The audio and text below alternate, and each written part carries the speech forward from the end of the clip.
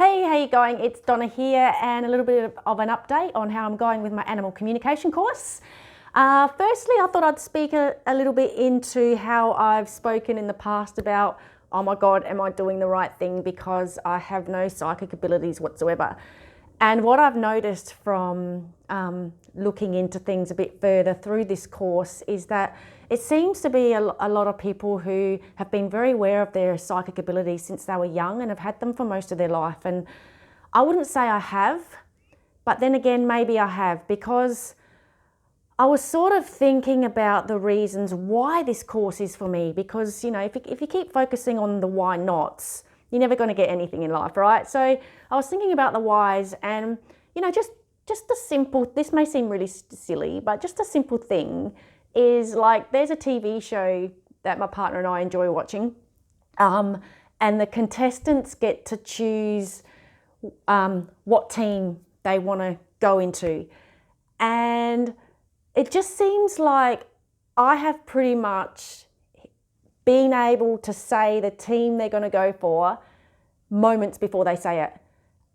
And I thought, well, maybe that's a psychic ability. I don't know. Like it, and I realize what I do is I'm able to clear my mind. It's even if it's just for a few seconds, just 1, 2, clear your mind.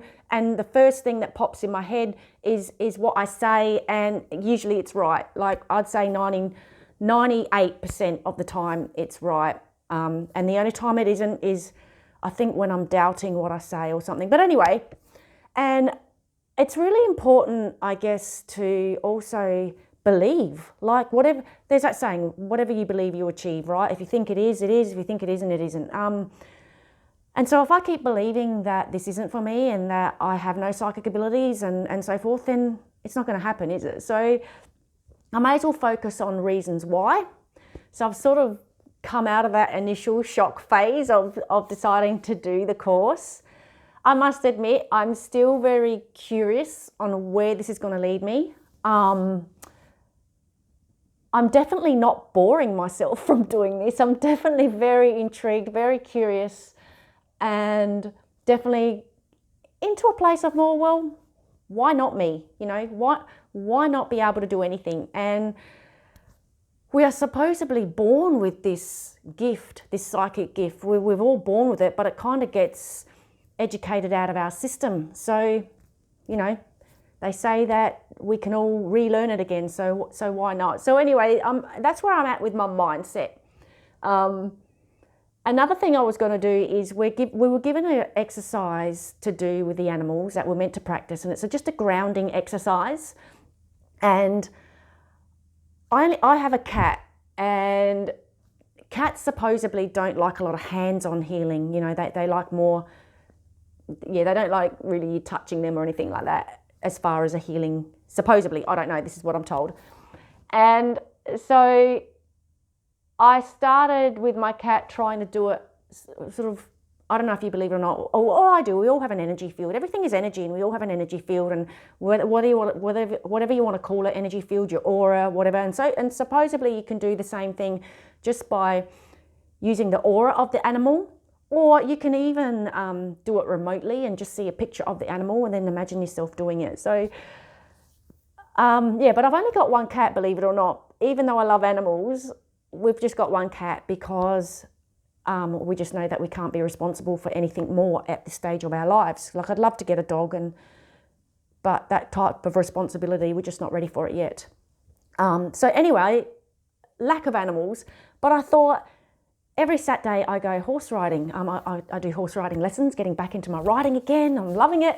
And I thought, I'm sure they won't mind because I've gotten to know the instructors really well. You know, I've gone to their house a few times and I've been able to help out with the lessons and stuff. And so I thought I'd just ask them if they'd mind if I practiced this animal healing stuff that I'm learning. That's what I was going to say to them. I'm learning some different ways to heal animals, and I'm hoping that you wouldn't mind letting me practice. But to be honest with you, I'm not normally the kind of person who really cares about what other people think, but this time I was. And I guess it just wasn't an appropriate time to really mention it. Things were a bit different when I went riding Saturday. All the instructors weren't there, So I didn't ask, but when I took the horse that I'd ridden back out to its paddock, I did vaguely practice what I needed to do.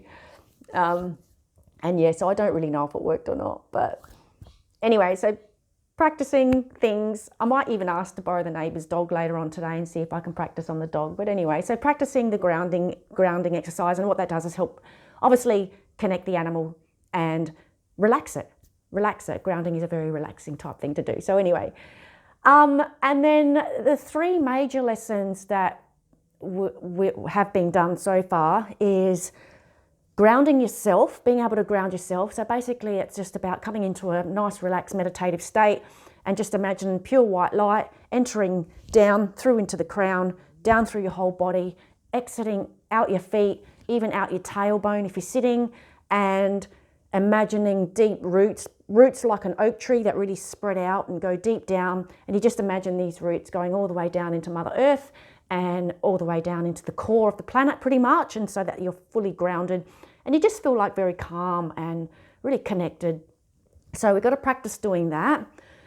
Then after that comes clearing your mind. So once you've grounded yourself, you then got to be able to clear your mind. So you can declare to the universe or your higher self or whatever that you now intend to clear your mind, so that when you've got a clear mind, you can allow for anything that needs to come in. So if you're wanting to communicate with animals, then you want to allow them to be able to communicate with you without having all this mental chatter going on in your own head. So that's the next important thing after grounding yourself.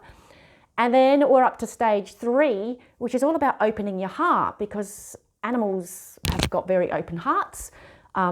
As far as, you know, they're very unconditional and all the rest of it.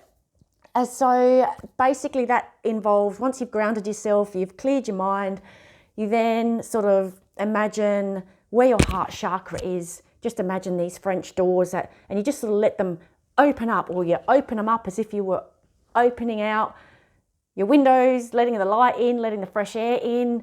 And I have actually had a pretty full-on experience doing that. Like, I almost start hyperventilating, believe it or not. So as soon as I'm open, I was like, you know, it feels really good. It's just a really big, and then, yeah, if I stay in that state, I just start almost hyperventilating, not fully, but I really notice it. So I've obviously got a lot of work to do there. Maybe I'm a nasty person and not full of love. No, I just need to practice opening my heart a little bit more.